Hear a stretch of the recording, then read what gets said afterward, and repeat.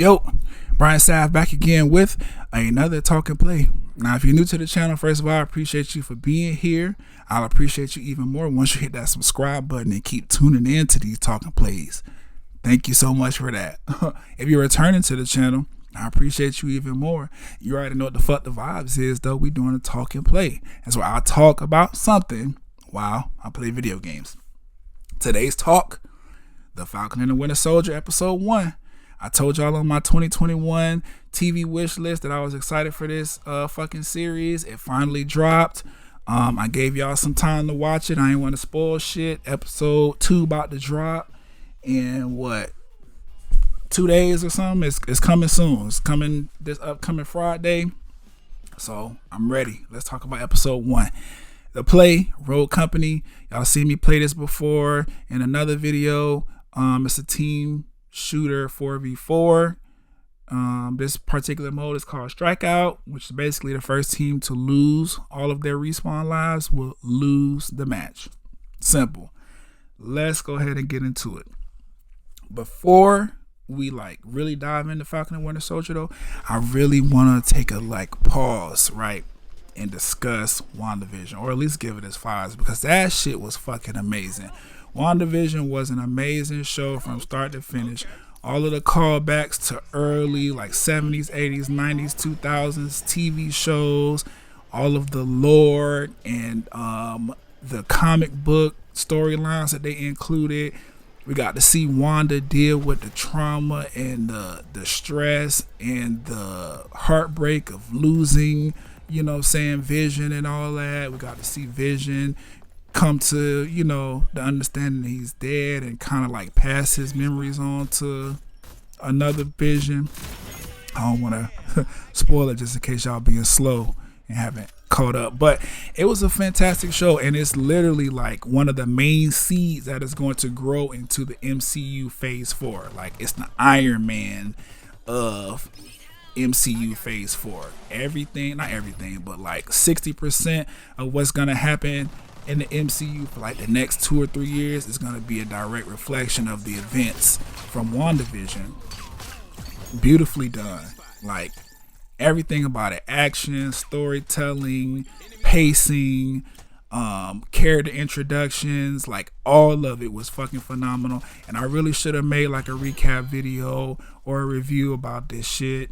Maybe I will, but I do know WandaVision was fucking phenomenal. It deserves to be discussed more, so maybe I'll do that. But in the meantime, let's get into Falcon and Winter Soldier, because that's what the fuck we here to talk about. The opening 10 minutes for Falcon and Winter Soldier is fucking epic. That shit was phenomenal, bro. I'm these niggas got Falcon flying through the sky, blowing up helicopters and shit, jumping in and out of planes, beating ass, he commanded Red Wing, they doing all kind of crazy acrobatics and fucking up people's shit.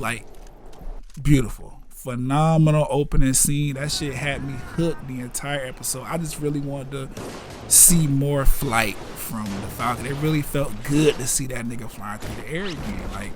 Something about it, I was just yes, I needed this. Everything about it was fucking phenomenal. Marvel, they tend not to be slouchy when it comes to their budget for their action scenes and all this other shit. This was no different, and I really appreciate it, because Falcon's one of those B-list characters that people really love, and I'm glad that they really showing some of what he could do in the sky, why he is the Falcon, because that whole opening scene was phenomenal. I done watched this shit at least once a day since it came out. But I'm excited to see more of Falcon in the sky moving forward. And I know we're going to get more of that, because based on the trailer, that wasn't it. That was a cool 10 minutes of what we going to see for the rest of the season, but that definitely was not it. What I was not happy about was Falcon giving Captain America's vibranium shield to this fucking museum for this memorial that they was doing. I understand he wanted to memorialize his friend, He had already came to the conclusion and decision in his head that he was not going to be the new Captain America. He was going to stick to doing his Falcon thing. I appreciate all of that shit. I really do. But that was dumb.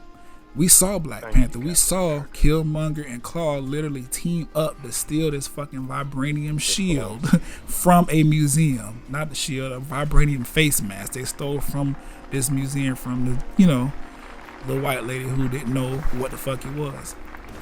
Why would you just turn around and give another piece of vibranium hardware to another American museum and risk it being stolen? This is a televised event. Everybody know where the fuck the shield at.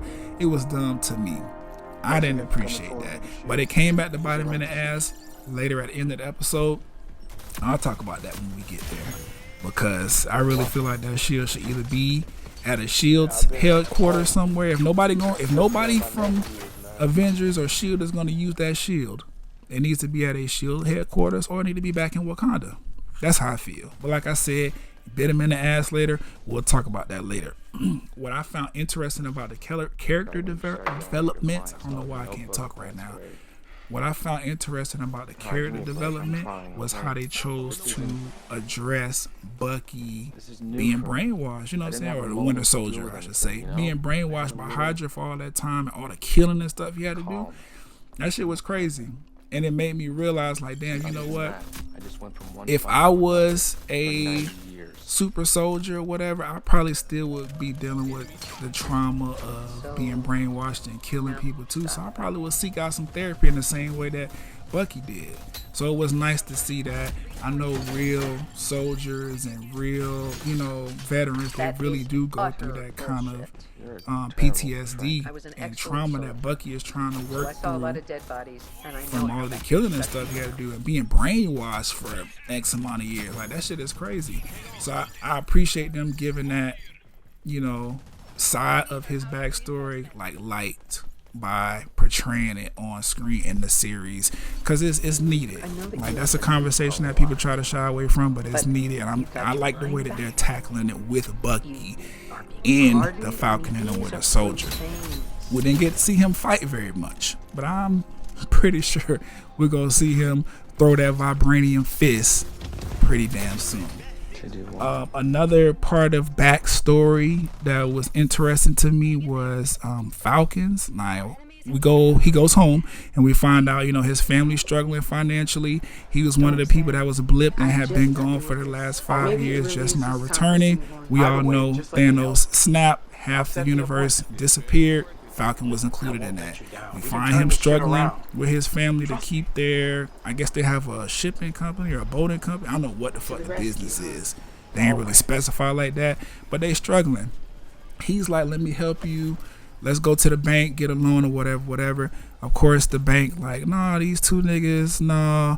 He got paperwork showing that he get money, but he ain't been getting money for the last 5 years.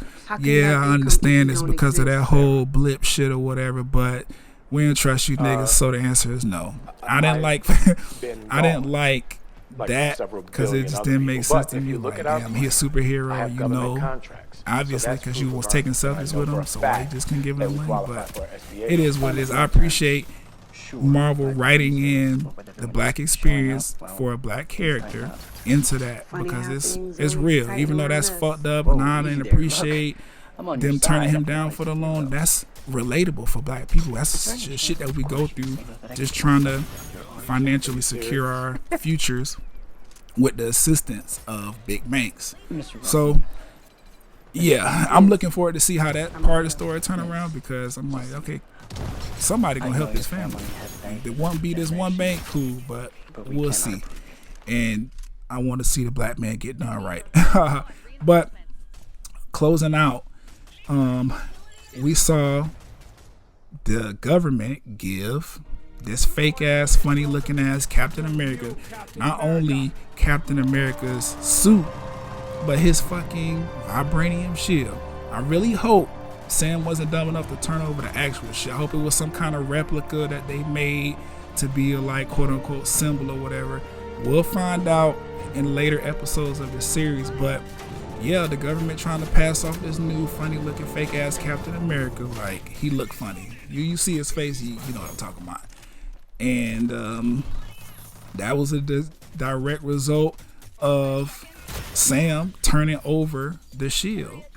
So I'm assuming that the next at least episode or two is going to be Sam and Bucky not only dealing with them saying fuck how y'all feel about y'all grieving about y'all losing y'all friend or whatever, but we're going to want a new Captain America.